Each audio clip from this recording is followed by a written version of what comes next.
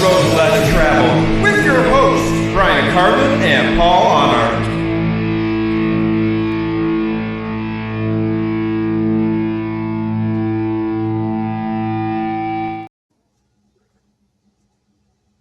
Hey, welcome to Road Less Traveled, episode 74. We're super excited to be here tonight. We are here with author Percy White of the book Unshaken Faith, and we're in for a really good chat about his journey and his family's journey through some difficult topics that we're going to discuss tonight. Brian, how you doing tonight, brother? Pretty good. Excited about tonight. I am too. We had our giveaway. We reached our 100th subscriber on YouTube. So congratulations to Steve McGowan of Weapons of God. The book's in the mail if you haven't got it already. We gave away a book by Pastor Greg Laurie about the faith of some well-known musicians and some people you might know like Bob Dylan and John Lennon and Alice Cooper.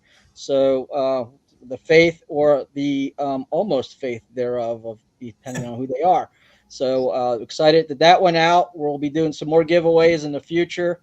If you have any ideas of stuff that you'd like to see us give away, maybe some coffee mugs, maybe some koozies, coolers. We'll show that again. Yep.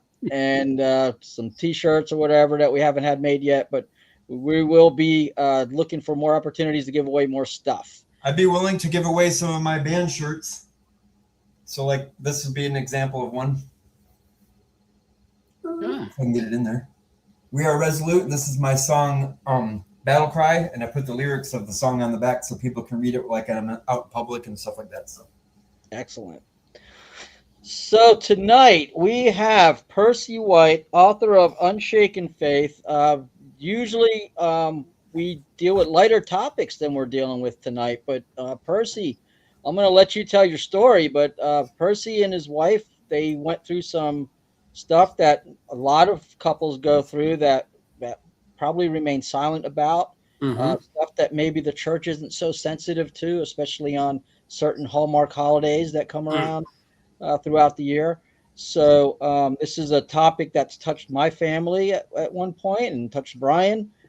So Percy, why don't you tell us about yourself, tell us about your book, and then we'll talk about your faith journey and whatever else the Lord throws our way.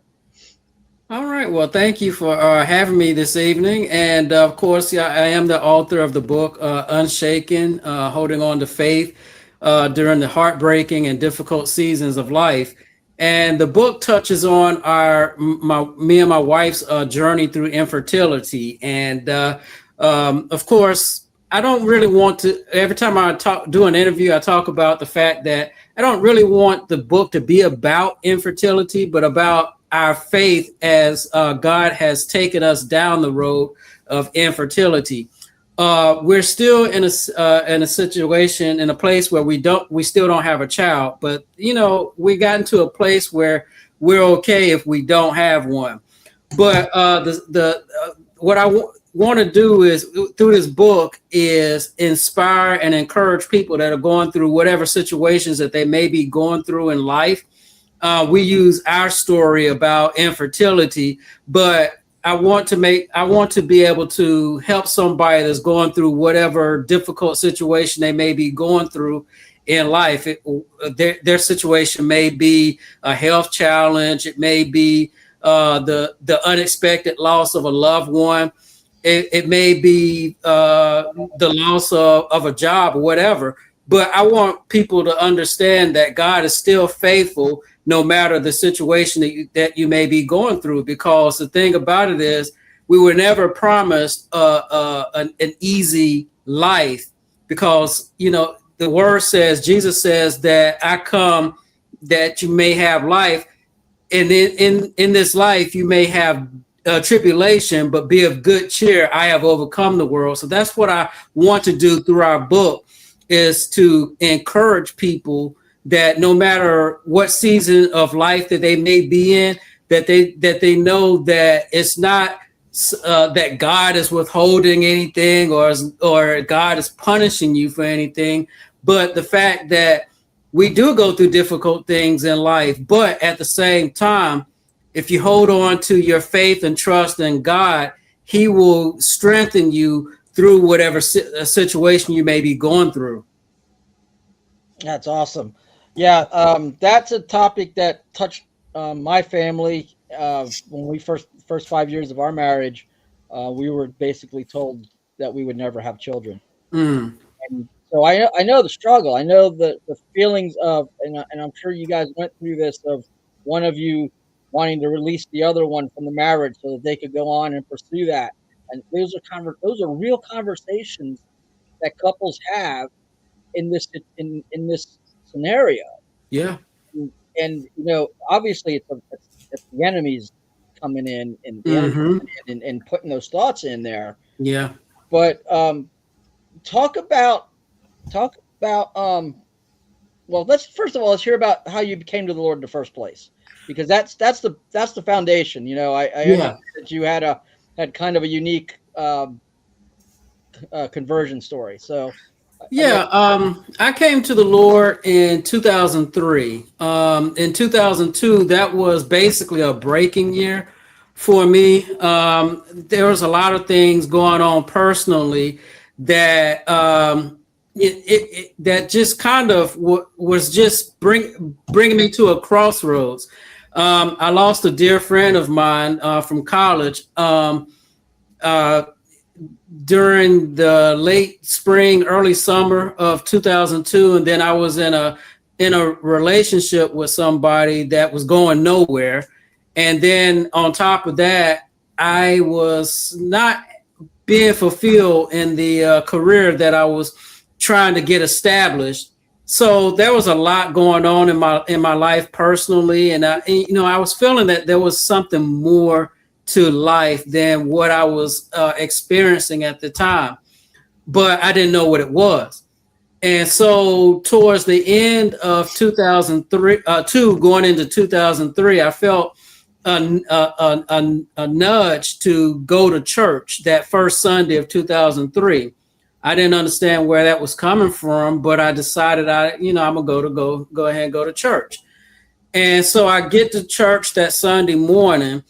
And, mind you, the church that I went to that Sunday morning, I had only been there once. So I get up extra early that morning so that I, can get to the church on time, just in case I forget how to get there or whatever. Yeah. But I had no problems getting there. And then the rest is history. After the service, I surrendered my heart to the Lord, and I've been following him ever since. Cool. So what was before that? So you'd visited that church once. Did you grow up in church? Did you grow up around church or church adjacent? And what was the thing that made you think that church was the answer? Well, when I was growing up, up until about the age of 12, we weren't really regular churchgoers. We would do the traditional thing, go to church on Mother's Day, Easter, sometimes Christmas and stuff. Then after about 12 or so, I didn't step foot into a church again till I was about 17. And what prompted me to go to church at 17 was in high school. It was about my junior year in high school. There was a gunman that came on campus at my school. And, during that whole chaos of everything going on, nobody really knowing what's happening except for the people in the room where the gunman was being held. They moved everybody into an auditorium, which, when I think back on it, was like, oh yeah, that made all the sense in the world, because if he was crazy, he had a room full of people that he could go and take out. But anyway, during that whole situation, I flippantly said, if I get out of this situation, I'm gonna be in church on Sunday. And my best friend at the time overheard me say that. So, fast forward to Sunday, I'm chilling at my house and everything, and I'm still in my pajamas. And he comes to the door. I hear the doorbell ringing. He's at the door. I open the door and say, "Hey, what's up?" He said, "You ready?" And I'm like, I'm ready for what? He said to go to church. And I'm like, I'm not going to church, man. What you talking about? He said, didn't I overhear you say that if we get out of this situation, that you'll be in church on Sunday? And he shamed me right there. I ain't had no time to come back or anything. So I'm like, okay, give me a few minutes. And I convinced my brother to go with me too. So we go to church and you know, it was cool and everything. And, you know, but then, I mean, I still wasn't a regular church goer at that time. I mean, I go to church here and there, somebody invited me. But, you know, I feel like when we get to 2003, I feel like, I'm getting all these urges. And when I look back on it now, it was like the Holy Spirit putting that desire in me to go to church. So I go to church that first Sunday in 2003, and I feel like, okay, it's time to surrender. And I surrender and give my life to the Lord when the call to salvation was made that Sunday morning. And, you know, like I said, the rest is history. That's just so cool how God reaches out to us like the prodigal son. Yeah. That imagery of the father running to his son. That is so cool. And it was, and when I look back over all of it, it's like, even though I went through that period of breaking in 2002, it was still a gentle nudge. You know, it wasn't one of those things where, you know, you better go to church or, you know, anything like that. It was just like a gentle nudge. It's like I felt that it was like when I had that urge to go to church, it was like I was cleaning my apartment that morning. I was vacuuming. I was in the middle of vacuuming. And it was like, all of a sudden, it was just like this still, soft voice on the inside saying church. I'm like, okay, where'd that come from? So, but I didn't mention it to anybody else. I just felt like, okay, I guess I'll go to church on Sunday. Mind you, my brother and I, we go to Charlotte. I think it was on a Thursday or Friday. We had the day off that week, leading into New Year's that year. And he asked me, because we hung out all night, and there was this event that was being promoted where we were at. And, you know, so he, on the way back from Charlotte, he asked me, we gonna go to that event tonight? I was like, well, no, I'm not going, because I feel like I need to go to church on Sunday. He didn't press me anything like that. It was like, oh, cool, okay, all right. I'm not even sure if he went or not, but I know that I was like, I'm not gonna go, because if I went and I was out all night, that was gonna be an excuse for me to not go to church. So, you know, I made sure that I didn't go out, and I made sure that when I left the house, I was going to give myself extra time so that I would be able to find my way to that church I had gone to. Like I said, I'd only gone there once, and so I wanted to make sure I didn't miss any turns or anything like that, but I was just led straight there. And like I said, when the call to surrender my life to the Lord was made, I answered the call, and, you know, the rest is history. I'm still serving in that same church today. Cool. Oh, that's awesome. And you know, I love that, because you had that call, that urge, that the voice of God, still small voice, not an overbearing, not a yank, right, not an overpowering draw, that you could have easily said, nah. Exactly. Oh, we can find our excuses. Yes. We always have. You know, that's one of the things we're really good at. Oh, yeah. And then Satan offered you something fun. Hey, go to this event. Yes. Don't worry. You'll get up in the morning. It'll be fun. Right. Yeah, right. You're reaching over and smashing that alarm clock. Yep. Yeah. And so, you know, even in that, there was this spiritual war going on that you weren't even aware of at the time. Exactly. Look back on it now and say, there was a battle for my soul in those days. Yeah. So, I want to get into your book and your story and everything, but what do you have to say to people that are hearing that urge, that are hearing that voice and resisting it? What do you have any good advice?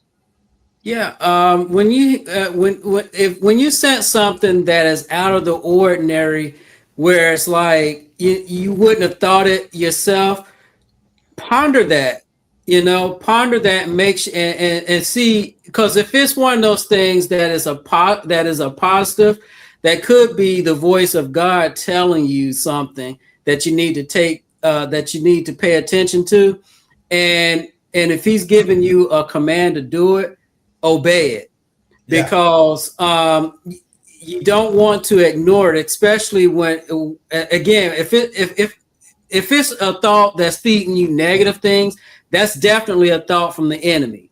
But if it's something that is encouraging, or in love, and usually it's going to be soft, but it can be stern at times too.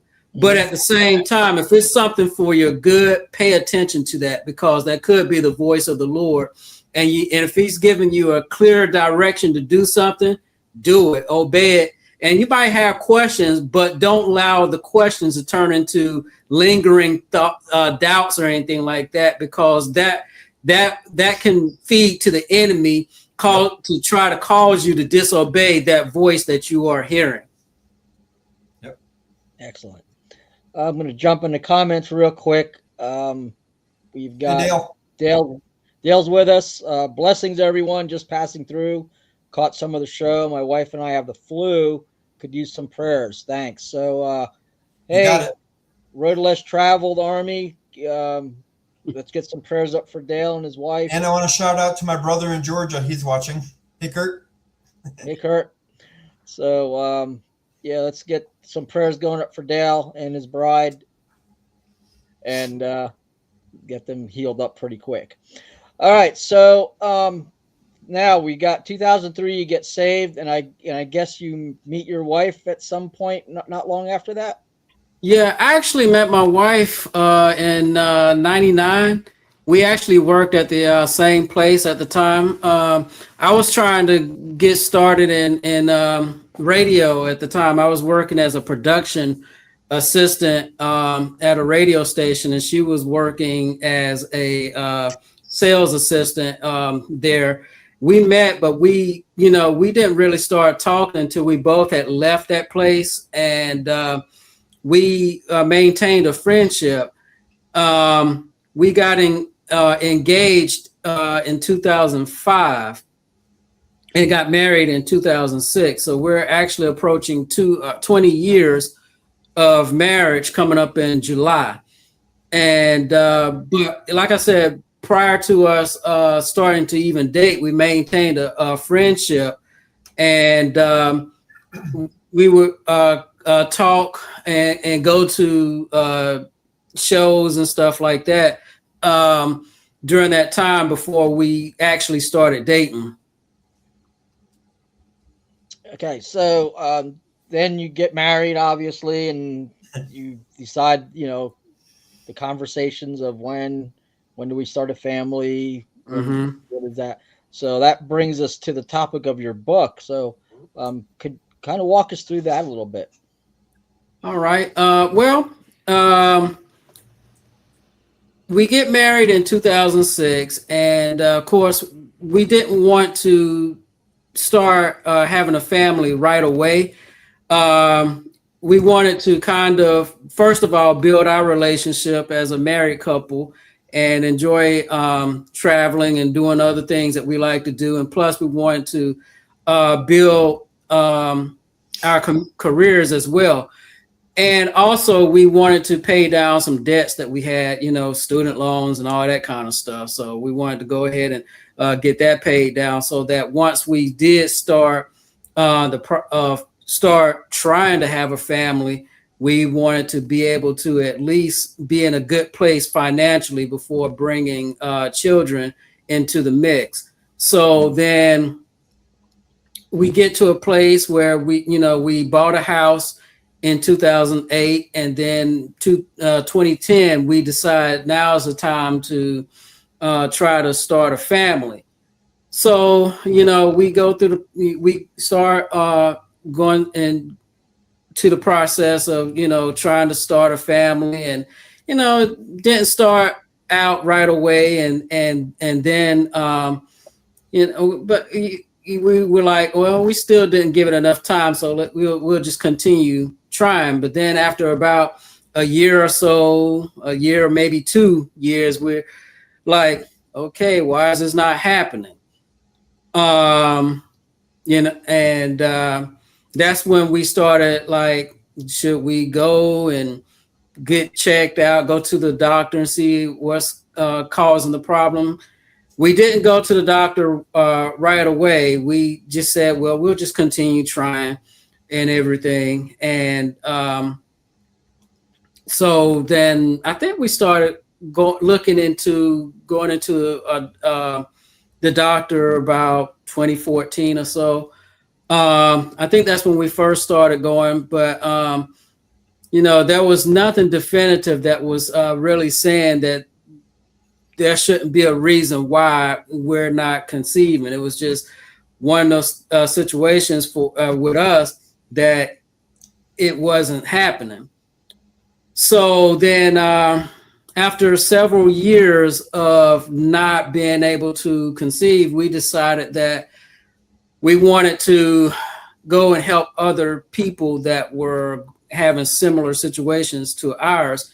So we were looking into starting a support group at our church, so to help other couples that are experiencing not being able to have children. My wife had actually gone to a support group herself with women, and it helped her a little bit, but it was one of those type of support groups where the people were not saved. So of course, you're gonna hear some language in those type of situations, but it did help her a little bit.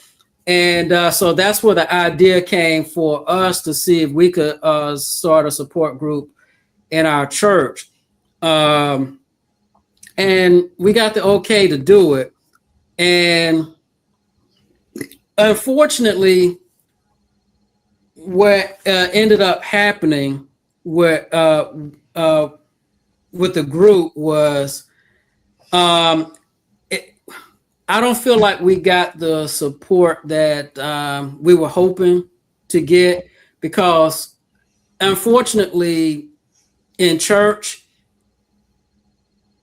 a lot of times it's one of those taboo subjects.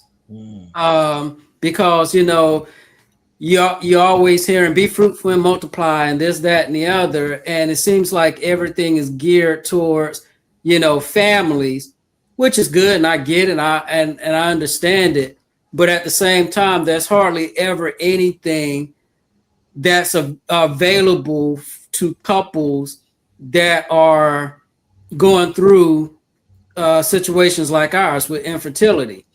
And then, to be quite honest, I don't know if anybody knows how to address it.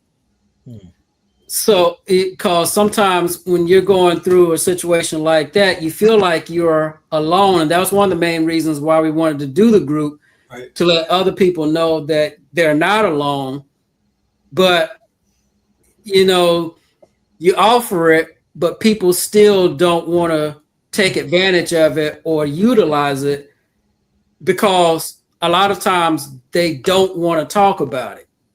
Right. And that's the thing that we found out when we tried to do the group that we were doing, was that not too many people want to really talk about it. They just want to just move on and not want to deal with it. But I'm one of those people that if I'm going through something, I want to be able to help somebody else that may be going through it as well, because we didn't have anybody come alongside us as we were going through.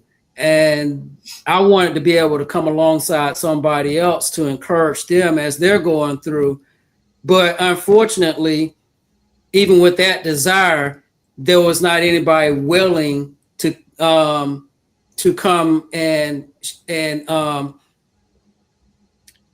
be helped in that situation. So that was one of those things that was kind of disappointing for me. I can't really speak for my wife, but for me, that was what was disappointing to me, that there wasn't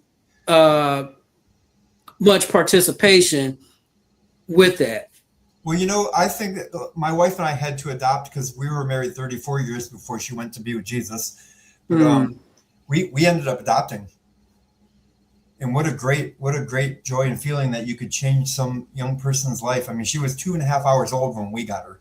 Oh, wow. But don't you find, I found a little bit of like, at least in the men, even in church or at the basketball court, at work, whatever, there was kind of like a shaming that goes on. Like, oh, your tadpoles can't swim. Yeah. You're less of a man. So Yeah. that's probably why, because if you go to a class that's called that or something, Yeah. now you're putting yourself under the microscope and you're saying, hey, I can't have kids.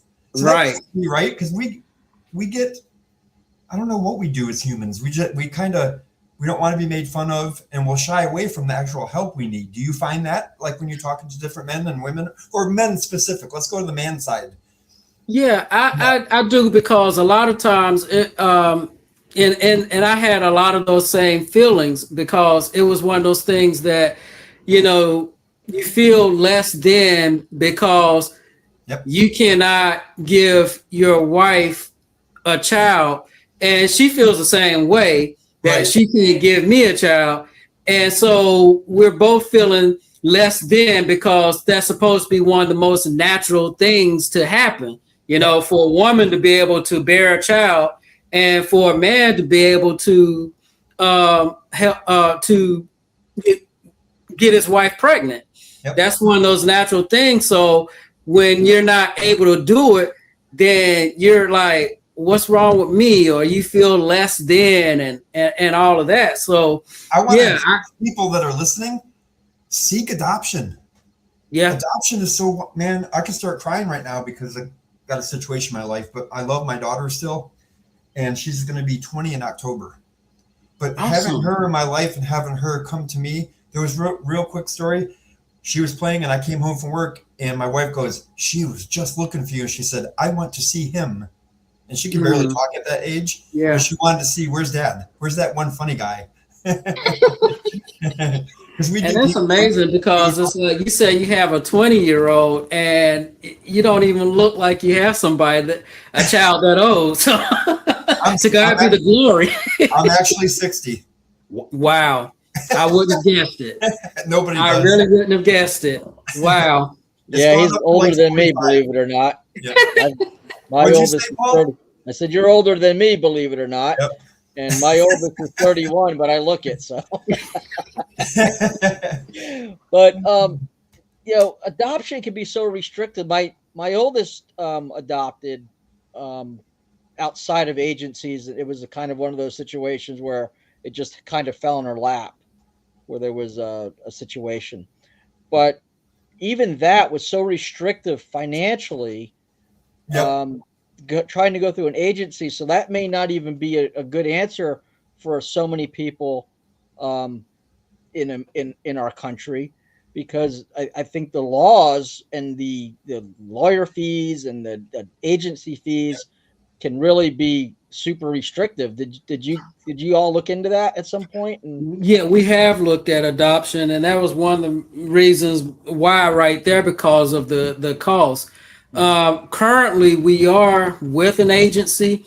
We still haven't gotten a child yet through the agency that we're with. But yeah, the costs can cause people to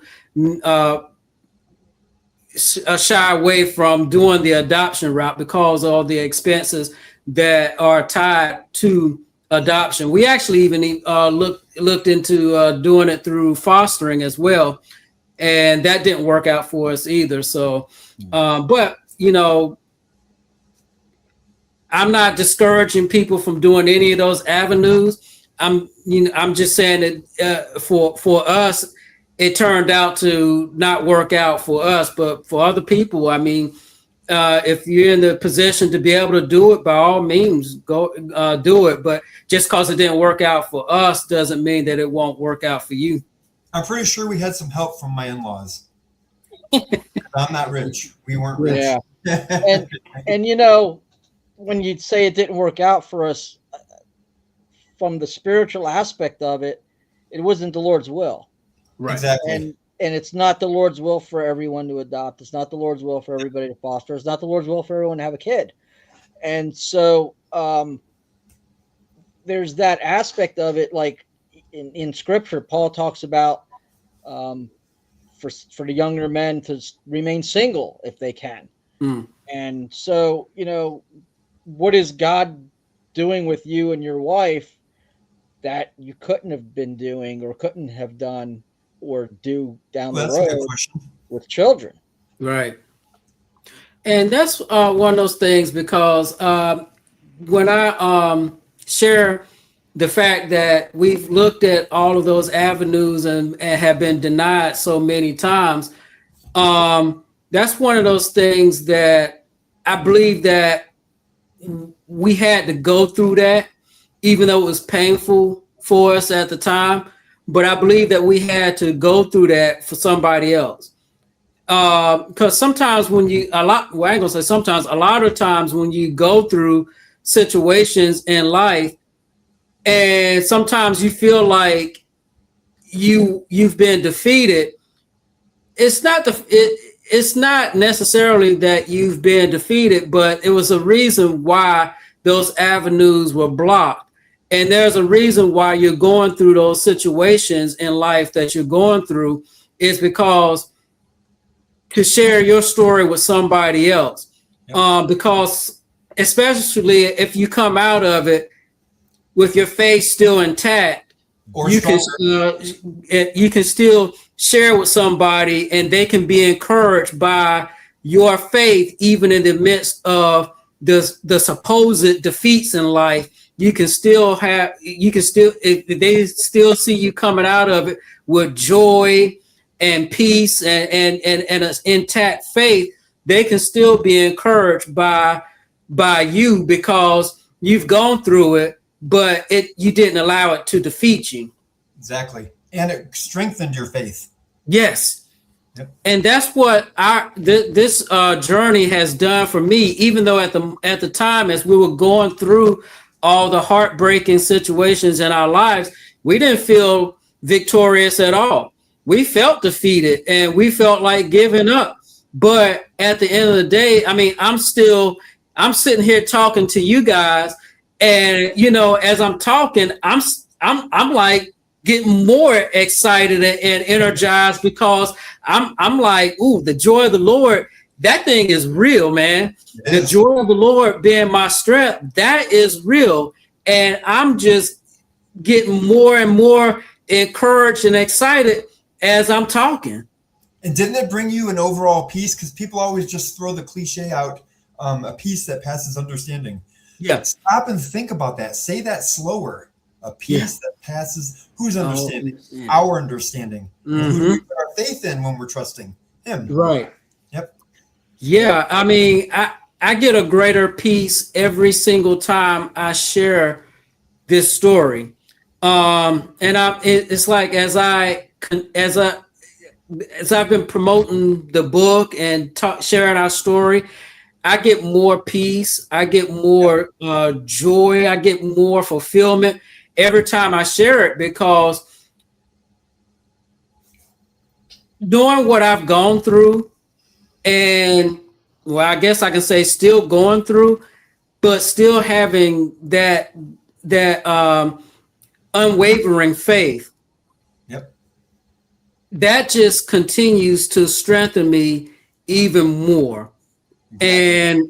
And that's why I'm glad that I was led to write the book, because I mean, I never in my wildest imagination thought I'd be writing a book about this situation that we've been going through, but I'm glad that I was led to write it, because it has actually, as I wrote the book, it has actually increased my faith even more. What my faith in God, it has strengthened even more as I've written the book. And even as I had to go back and recount some of the things that I went through, and I was like, wow, it just amazes me how God has strengthened me through this.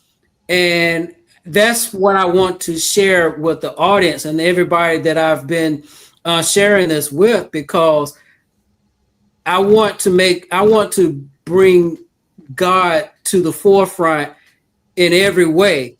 Yep. And I want people to be encouraged that even though you go through things in life, God, especially if you're a believer, God is with you and he has never left you. The Bible says he'll never leave you nor forsake you. Yep. You might be going through a situation in life right now that looks like he's forsaken you, but he hasn't forsaken you. He's just basically allowing you to go through what you're going through, but he is keeping his presence with you. You just got to continue to hold on to him because he will guide you through the whole situation, and he'll bring you out of it stronger. You just got to continue to yield and submit to him and allow him to do his work in you as you're going through. And, you know, I've always heard the cliche, you can't have a testimony without a test. But that cliche is true, because you got to have a test so you'll be able to have a testimony. Yep. Here's an example real quick. When my wife and I first got married in public, restaurants and stuff, we would see people with their kids and their kids are being bad and the parents letting them do it. Oh, we'll never do that. Yeah. Yeah. So whatever the thing is, we'll never do that. Our kid will. Right. And we got a kid laughing at each other because we had our private time talking about it. Yeah.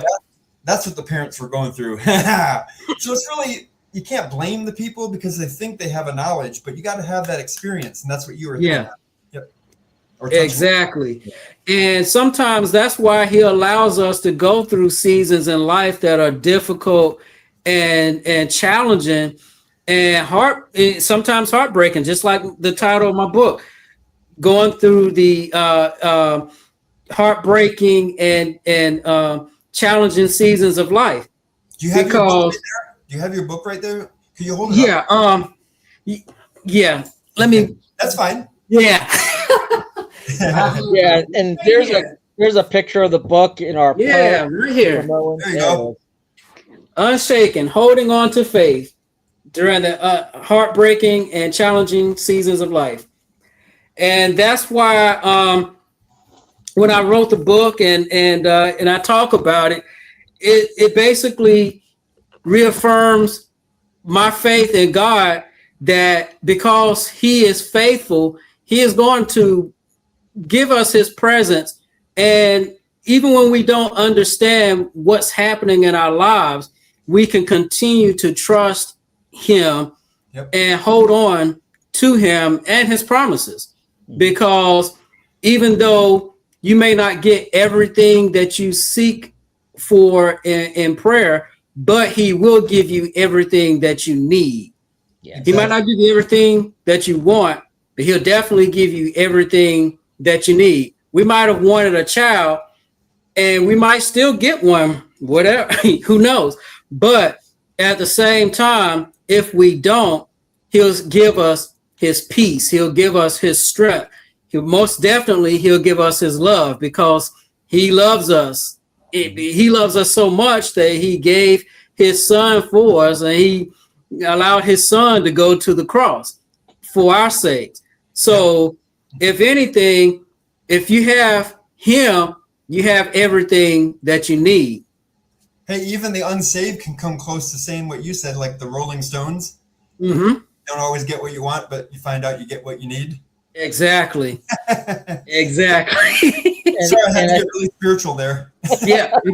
That's true. I mean, that's a truth. It's a truth. Yep. That it doesn't matter. It as you experience life, and you have a consciousness of, even if you're an unbeliever, you have a consciousness of a supreme being, a higher Mhm. power.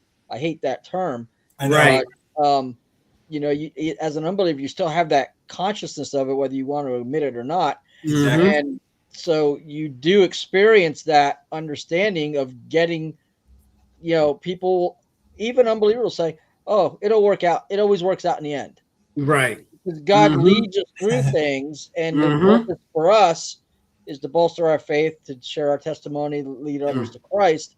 And the purpose for the unbeliever is that they would see God's hand, that they Right. would understand the working of the Holy Spirit, that they would understand the salvation that was wrought for them at the cross, Mhm. and they would respond to it and come to salvation. So here's one of the things that I love is that, you know, you talked about doing the support group and not really getting the traction that you were hoping for with it. But what you did do is write a book. Yep. So when I'm in Knoxville, Tennessee, and I meet a couple that are dealing with this, or a gentleman that's dealing with this in his marriage, Now you can. I can't send them to North Carolina to Right. sit in your group, but I could say, "Oh, you got to get this book," or I could buy that book for them and say, Mm. "Here, man, this will help you." Because this Right. guy's going Not that through it. anybody would ever go to Carolina. Sorry about that. You had to throw that in there. So you're going to reach, you know, you'll be dead and gone. That book will still be out there. Yep. Mm. And so you've got a legacy that, you know, people say their kids are their legacy. You've got a legacy now in print Mm. that can go forth and help Exactly. untold people that aren't even born yet Wow. that will struggle with this stuff. And that to me is just like mind blowing when you think about it. And your book might end up being 25 cents at some thrift store one day, and somebody picks it up for that, and then they get saved. Yeah. So Hey, who knows how God will work, right? exactly. Yeah. Yep. I mean, there was a band, Liberty and Justice, and they did a song called "The Bargain Bin," and it was about he saw his CD in a bargain bin at a store one time, Yeah. and he was like, you know what? That's cool because it's going to get in somebody's hands, Yep. even if Mm. it's in the bargain bin. I So, wouldn't have an ego of that at all. I'd be like, if I saw somebody even picking it up to buy it, and I wouldn't care. yeah, if I saw my record in the record store, I'd be jumping up and down. I don't care if it's in a bargain bin or not. Right. Exactly. Yeah. So I mean, God is amazing. So I mean, we don't know how He'll move, but He'll move in amazing, mighty ways. So yeah, I trust God through this whole process, and I'm grateful that He gave me this book, and yeah, I'm grateful for the lives that will be touched through it. So all glory to God. Thank God for everything. Yeah. So you mentioned something I think I caught in the beginning is that you guys both got medically tested. Yeah, we did actually. And like I said, there was never anything definitive that said that we shouldn't be able to, but for whatever reason, it just had never happened. So, I mean, who knows? I mean, that's one of those things that that you know he might be setting us up for something down the road. Who knows? But like I said, we were never given anything definitive as to why we weren't able to conceive. It's just one of those situations that it just had never been able to happen. Huh. So is that more frustrating in the or more like in the beginning of that when you first got tested and found out that you guys were both healthy? Was it more frustrating to you at that point? Yeah, than if because one of you would've would got kind of the- hope that you would have some kind of answer as to why. Like we did. But yeah, Yeah. But now you're guessing, and so you don't. Man, that's right. got faith more, right? Exactly. So it's like, well, so we think that, well, you know, if we continue trying, it'll happen eventually. But, you know, was it 2010 was when we first started. Now it's 2016, 16 years later. And we still didn't have any success in conceiving. And we still don't have any kind of definitive answer as to why it didn't happen. So, okay. Hey, this is road less traveled, so we can say stuff about this topic. So keep trying. Yeah. That's the fun part, right? Hey, it's always fun. So I like to talk about it, you know.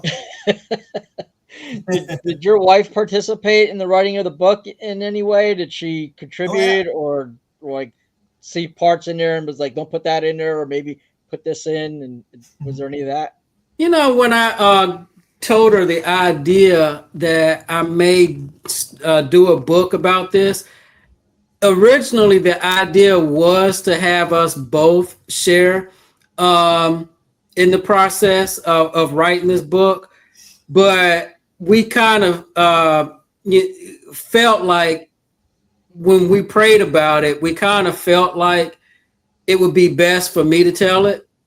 So that's what ended up happening was that I ended up being the main person. She does have a part towards the end of the book where she shares some things at the end, but for the most part, the story itself was basically from my point of view. She did read over it as I completed a chapter. She was essentially my first proofreader. I had somebody else proofread it as well, and but for the most part, I ended up being the main writer. Now, don't forget, if you write another book, my cat's always ready to do the editing. All right. That's an inside joke from before our show started, everybody.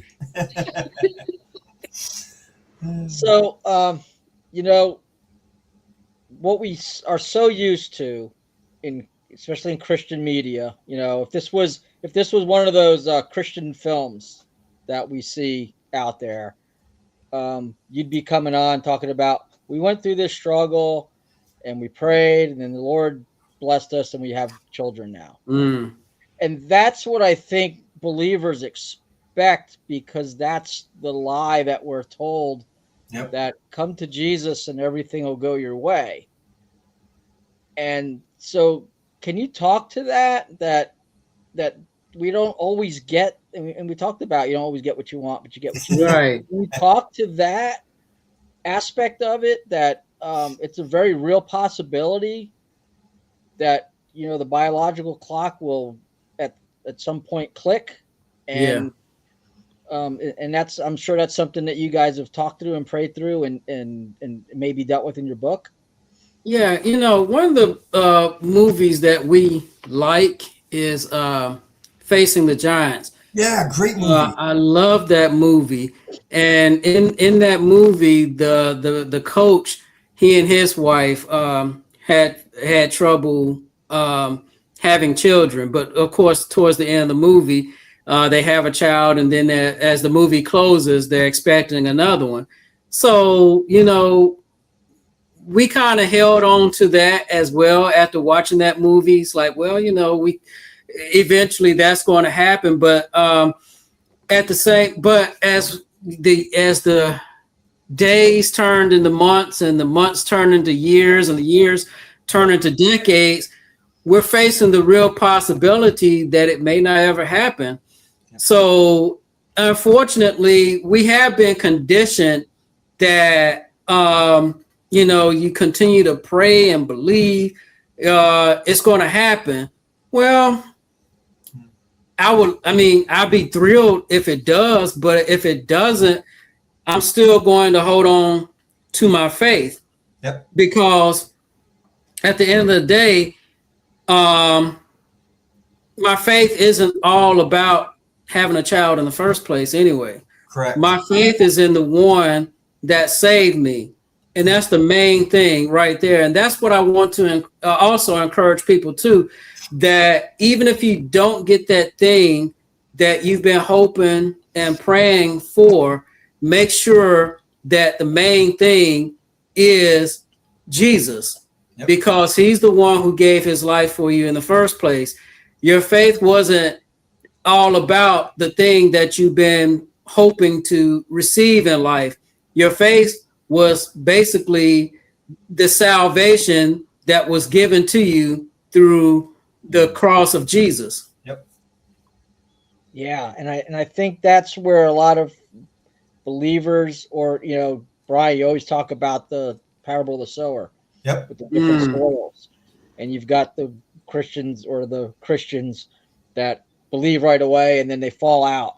And it's why? It's because they're looking around. They're looking at their circumstances. They're looking at the things that they want, the things that they think they deserve. Yeah.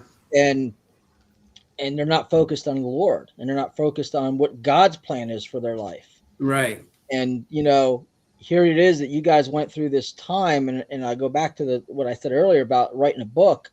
You've got a book that's out there forever that's going to help countless people that wouldn't exist if you would have went to church and they had a prayer meeting and everybody laid hands on you, and then all of a sudden you had a baby.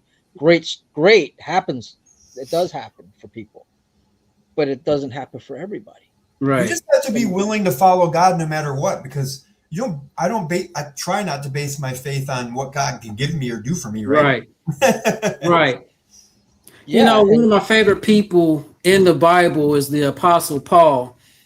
And, when I first became a believer, I was so drawn to the fact that the Apostle Paul, he endured a lot in his walk with Christ. I mean, after his conversion, and he started going into ministry and stuff. I mean, you read through his letters, especially where he talks about how he was basically shipwrecked and left for dead and all of that.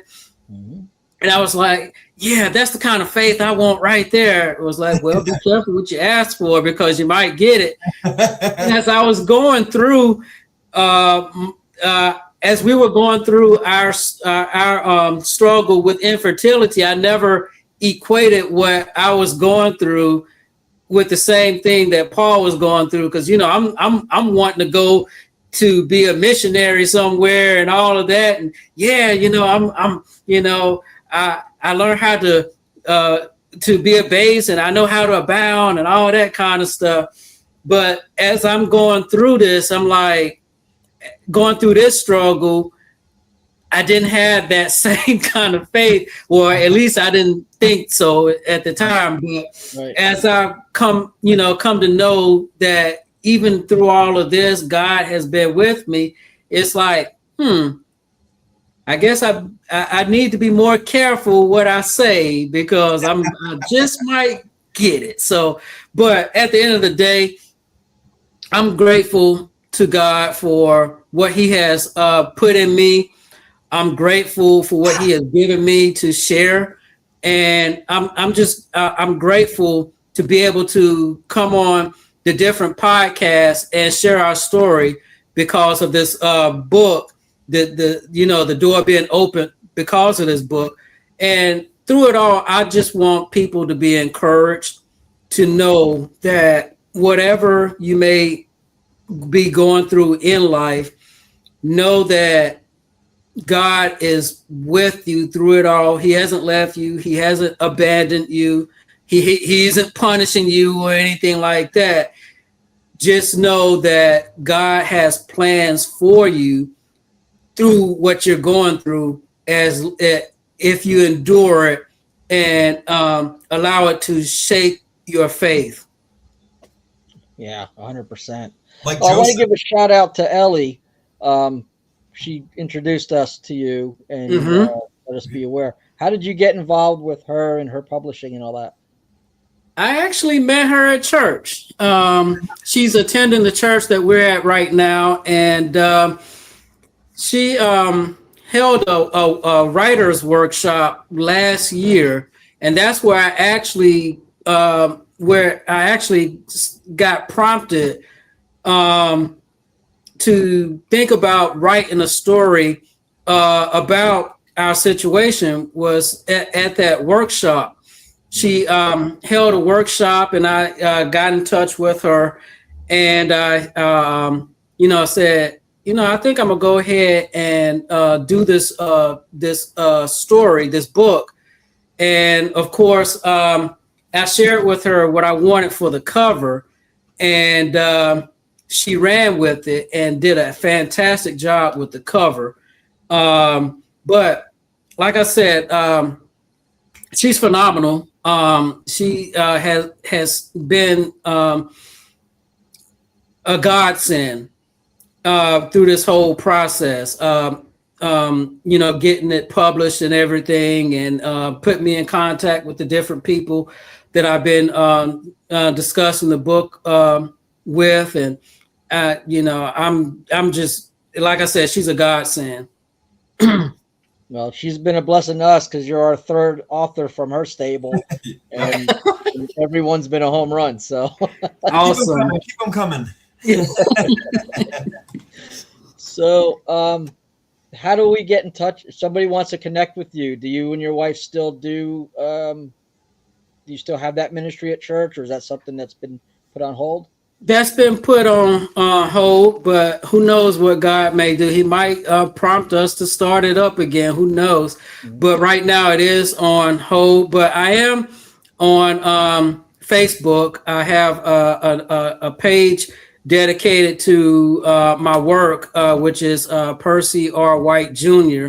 on Facebook. I'm also on Instagram, and I'm on Instagram at Brother P_73, so you can connect with me there as well on Instagram.